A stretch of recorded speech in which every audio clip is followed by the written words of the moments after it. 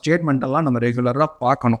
Charges வருதுன்னா ஏன் வருது, எதுக்கு வருதுன்னு நம்ம ஃபோன் பண்ணி ஃபாலோ பண்ணணும். There is a scenario where ஒரு யூடியூபர் கார்டு பற்றி தான் டிஸ்கஸ் பண்றவர். அவர் வந்து ஒரு அமௌண்ட் வந்து ஒரு பெரிய bill amount. Hello, welcome to yet another episode of discussing credit cards. So நம்ம ரெகுலர் EMI பற்றி பேசுகிறோம்னா 1 lakh அமௌண்ட் எடுக்கிறோம், 10-year டேர்ம் எடுக்கிறோம். இப்போ வந்து அது 16%. அகைன் அதுக்கும் ப்ராசஸிங் ஃபீ ப்ளஸ் ஜிஎஸ்டி அது செப்பரேட். எப்போவுமே பை 12 போடுறீங்க 1 lakh 8,334 அந்த மாதிரி வரும்.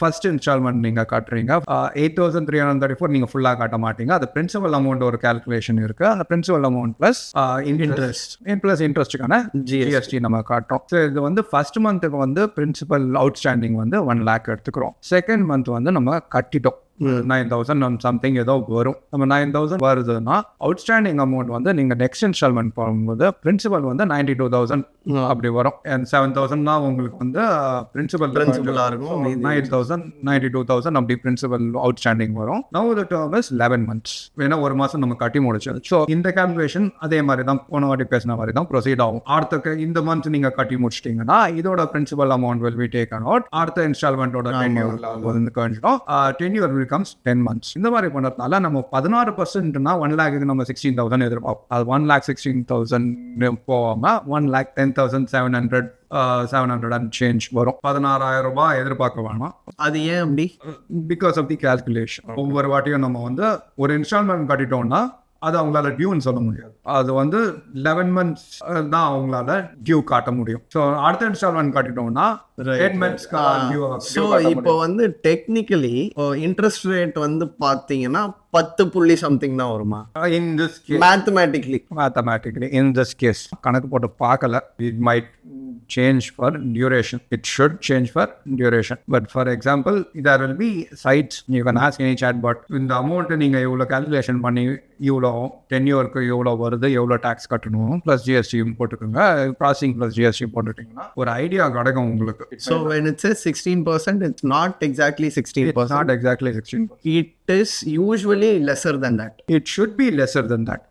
Because நம்ம எப்படி கால்குலேட் பண்றோம்னா 12 இன்ஸ்டால்மெண்ட் பிரின்சிபல்ல இருந்து நம்ம அதை ஈச்சுக்குனே வரும். ஒவ்வொருக்கான ஸ்டேட்மெண்ட்கான அந்த டியூ கட்டும் போது பிரின்சிபல் குறையுது. ஸோ இன்ட்ரெஸ்ட்டும் குறையுது, நம்பர் ஆஃப் இன்ஸ்டால்மெண்ட்ஸும் குறைஞ்சிடும். ஸோ நம்ம வந்து 16%னா 16% எக்ஸாக்டா கட்டல. பட் அந்த அவேர்னஸ் இருக்கணும். லேட் பேமெண்ட் ஃபீஸ் பத்தி நம்ம பேசுறோம்னா லேட் பேமெண்ட்க்கு வந்து ஸ்லாப்ஸ் இருக்கு. எவ்வளோ அவுட்ஸ்டாண்டிங் பொறுத்தவரை அது வந்து maximum amount supposed to be 1,300 ரூபாய் பிளஸ் ஜிஎஸ்டி. நீங்க அந்த 25,000 ரூபாய் மேலே தாண்டிங்கன்னா it is supposed to be 1,300 plus GST. பொதுவாக நம்ம பேங்க்குக்கு வெய்வ் ஆஃப் பண்ணுறதுக்கு பற்றி கேட்குறோம்னா அந்த yearly once late payment fee மட்டும்தான் அவங்க வெய்வ் ஆஃப் பண்ணுவாங்க. அந்த அவுட்ஸ்டாண்டிங் அமௌண்ட்டுக்கு போடுற இன்ட்ரெஸ்ட் வந்து மாறாது. அது வந்து generally they will be reluctant to waive off unless there is some genuine mistake or very small amount of mistake.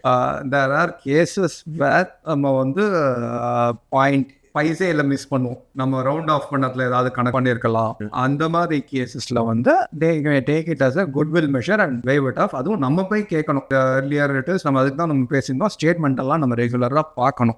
Charges வருதுன்னா ஏன் வருது, எதுக்கு வருதுன்னு நம்ம ஃபோன் பண்ணி ஃபாலோ பண்ணணும். ஸோ இந்த மாதிரி கேசஸ்ல வந்து there is a scenario where ஒரு யூடியூபர் கார்டு பற்றி தான் டிஸ்கஸ் பண்றவர். அவர் வந்து ஒரு அமௌண்ட் வந்து ஒரு பெரிய பில் அமௌண்ட் ஒரு 7,20,000 அந்த மாதிரி ஒரு அமௌண்ட் போச்சு. அவர் வந்து பார்ட் பேமெண்ட் பண்ணிட்டு வந்தார் ஃபுல்லாக. ஸோ ஃபுல் அமௌண்ட் 7 lakh கட்டுறதுக்கு பதிலாக அவர் வந்து அப்போ ஒரு 1.5 lakhs 2 lakhs அப்படியே கட்டிட்டு வந்துட்டு அந்த ஒரு 85 பைசாவோ அவர் விட்டு போயிடுச்சு. 85 பைசா விட்டு போச்சு. அடுத்த பில்லிங் சைக்கிள் தான் வந்துட்டு அந்த 7.7 லட்சம் 20 லட்சத்துக்கு வந்துட்டு ஃபுல் இன்ட்ரெஸ்ட் பீரியட் முடிஞ்சு போச்சு அவருக்கு. ஏன்னா அவுட்ஸ்டாண்டிங் அமௌண்ட் காட்டுது 83-85 பைசா. அவர் 30,000 ரூபாய் மேல ஃபீஸ் வந்து 83 பைசா. அது அவர் ஏதோ வேவர் பண்ணி பேசிட்டு பண்ணி பண்ணாங்க. பட் அது 30,000 ஏன் வந்ததுன்னா அமௌண்ட் பெருசு. அதுக்கு அவங்க 3.5% பிளஸ் ஜிஎஸ்டி லேட் பேமெண்ட் எல்லாம் போட்டுட்டு அதெல்லாம் வருது. கரஸ்பாண்டிங்லி உங்க அமௌண்ட் கம்மியா இருந்தா கம்மியா தான் வரும். பட் அந்த 83 பைசா இன் ரிலேஷன் டு அந்த 7.2 lakhs வந்து ஒரு 30,000 ரூபாய் லேட் பேமெண்ட் ஃபீஸா வந்து நின்னுது. இன்ட்ரெஸ்டிங். இது எத்தனை ஆக்சுவலா நிறைய பேர் யூஸ் பண்றாங்க. லிமிட் கம்மியா கம்மியா இருக்கும்போது பெருசா கண்டுக்க மாட்டாங்கன்னு நினைக்கிறேன். லிமிட் அதிகமாக இந்த மாதிரி பிரச்சனைகள்லாம் நிறைய வரும். ஸோ இந்த எபிசோட்ல வந்து நம்ம rookie mistakes, beginners guide to using credit கார்டுன்ற மாதிரி நம்ம பார்த்தோம். So I think it would been beneficial to the viewers. So இந்த டிஸ்கஷன், இந்த ஒப்பீனியன்ஸ், இது எல்லாமே வந்து எங்களோட பர்சனல் எக்ஸ்பீரியன்ஸ்லேருந்து தான் நாங்கள் வந்து பேசுகிறோம். இது வந்து ஃபினான்ஷியல் அட்வைஸ் கிடையாது. ஸோ உங்களுக்கு வந்து கிரெடிட் கார்டு யூசேஜில் எந்த டவுட்டாக இருந்தாலும், எப்படி இதை யூஸ் பண்ணோம், ஹேண்டில் பண்ணோன்னு தெரியலனாலும், நீங்கள் வந்து ஒரு ஃபினான்ஷியல் அட்வைசர்கிட்ட கேட்டு எந்த முடிவாக இருந்தாலும் எடுங்க. This is not financial advice at all.